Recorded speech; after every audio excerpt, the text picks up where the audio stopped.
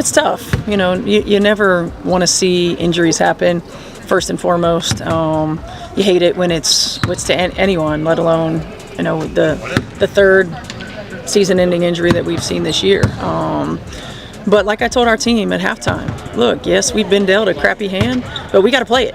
The WNBA finds itself once again in the eye of a storm, but this time it's not about officiating controversies or rough fouls. It's about something far more sinister. Indiana Fever coach Stephanie White's latest announcement regarding Sophie Cunningham's season-ending injury sent shockwaves through the basketball world, and the tone of pure devastation in her voice suggests this is the absolute final straw for a league that has systematically failed its players. Because this isn't just bad luck, this is a crisis born from incompetence, and the players are paying the ultimate price.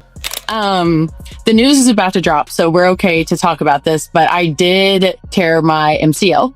And if you're going to hurt your knee, that is like the best possible case. And so, this year, just as a whole, like, I think the league as a whole, but really us, we've just gone through so much adversity, and then injury-wise, it's just been like, you can't make this shit up, to be honest. And so, during Connecticut's game on Sunday, I was just in the paint trying to be help side, and someone ran into my knee, and it just snapped. And knee injuries are weird to me. Like, I don't really like thinking about them, but I felt a pop right away, and so the situation has become impossible to ignore. The repeated brutal injuries plaguing the Indiana Fever have finally reached a breaking point.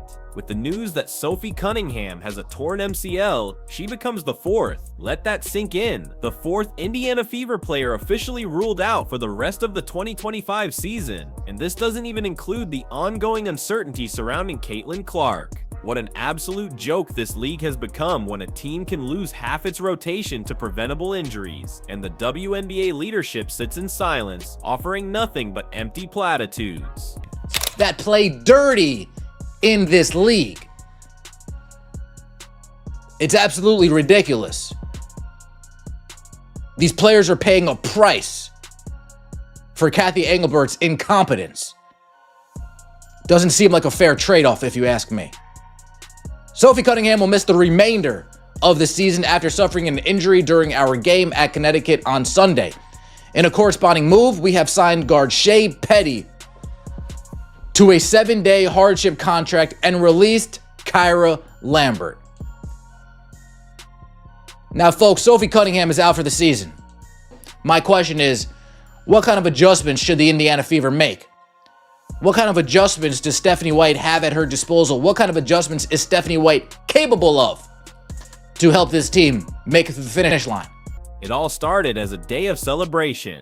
Sophie Cunningham had just celebrated her 29th birthday. The Fever were coming off a hard-fought overtime victory, but the joy was short-lived. During that game against Connecticut, Sun guard Bria Hartley fell directly into Cunningham's right leg. Sophie immediately grabbed her knee, collapsed to the floor, and was writhing in pain, a scene that has become all too familiar for this cursed franchise. She was helped off the court and never returned. Now we know the devastating result. Initially, the Indiana Fever didn't even report what the knee injury was. They just said that it would be season ending. However, Alex Filippo, she reported that Sophie Cunningham did tear her MCL and that she would be out for the rest of the season, but she is expected to make a full recovery before next season. So obviously that is good news. And when you talk about tears in your knee, an MCL is one that has a quicker recovery period for the most part than something like an ACL, or sometimes even meniscus can be longer than an MCL. A patellar tendon obviously is much more severe than all of them. So it was good news relatively, that it was an MCL and not anything more serious, and there was. Sophie herself described the moment on her podcast. She felt a pop right away. And while a torn MCL is considered the best case scenario for a serious knee injury, with a quicker recovery than an ACL or patellar tendon tear, it doesn't soften the blow. The Fever have lost their defensive anchor, their veteran leader, and one of the best shooters in the entire league right when they needed her most.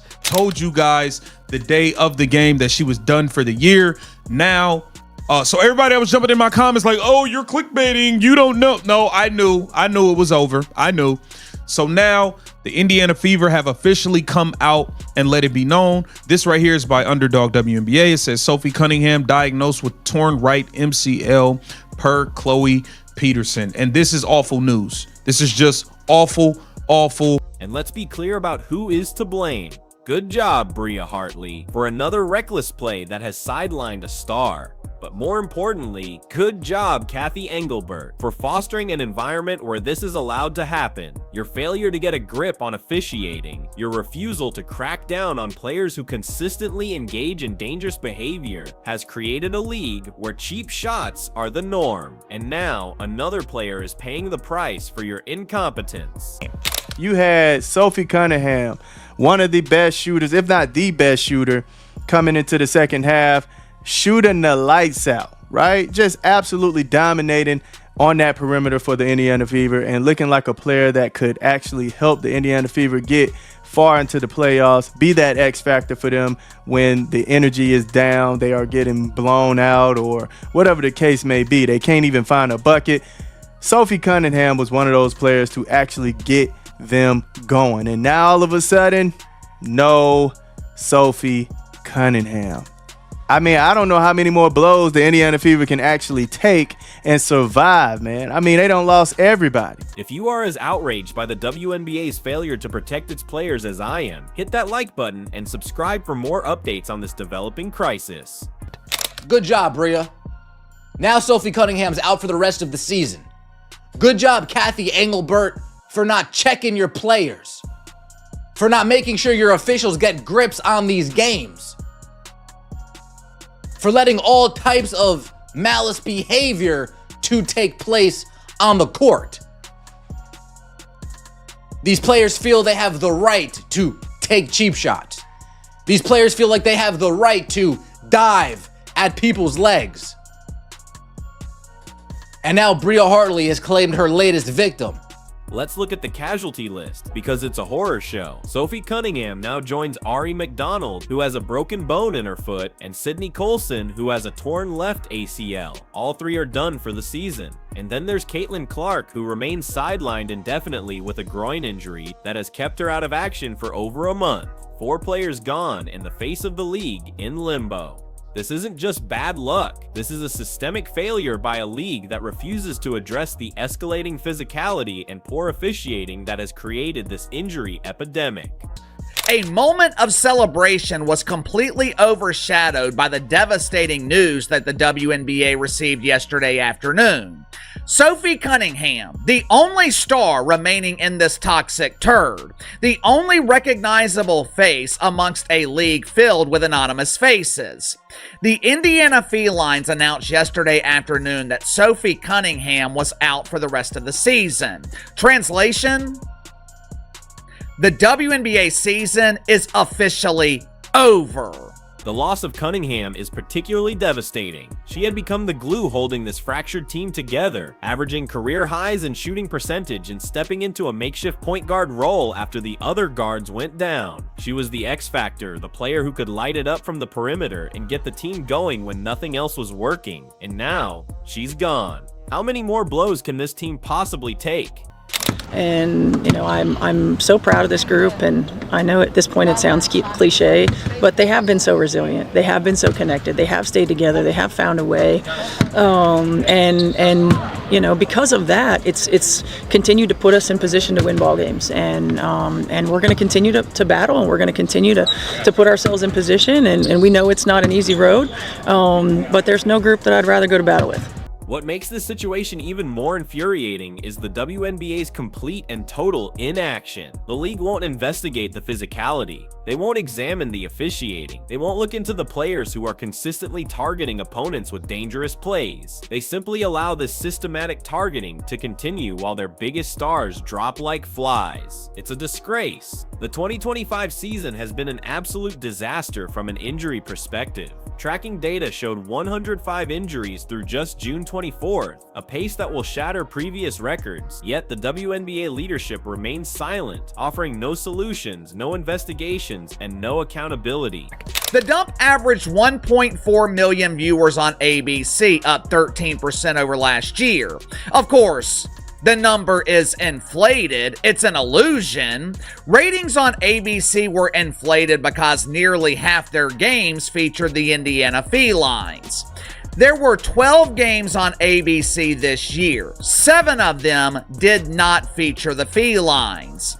I would give you the average of those 7 games, but ratings are mysteriously missing for 4 of those exciting matchups. WNBA ratings are mysteriously missing for games that aired on broadcast television. Coach Stephanie White's reaction to it all perfectly encapsulates the frustration. Yes, we've been dealt a crappy hand, but we got to play it, she said, her voice heavy with resignation. You can hear the exhaustion of a coach who has to constantly shift into problem-solving mode, not because of strategy, but because of injuries that could have been prevented with proper league oversight. If Sophie Cunningham can't come back for the rest of the season, do we even bother playing with fire and bring Caitlin Clark back? Do we even bother playing with fire, risking potential further injury in bringing Caitlin Clark back?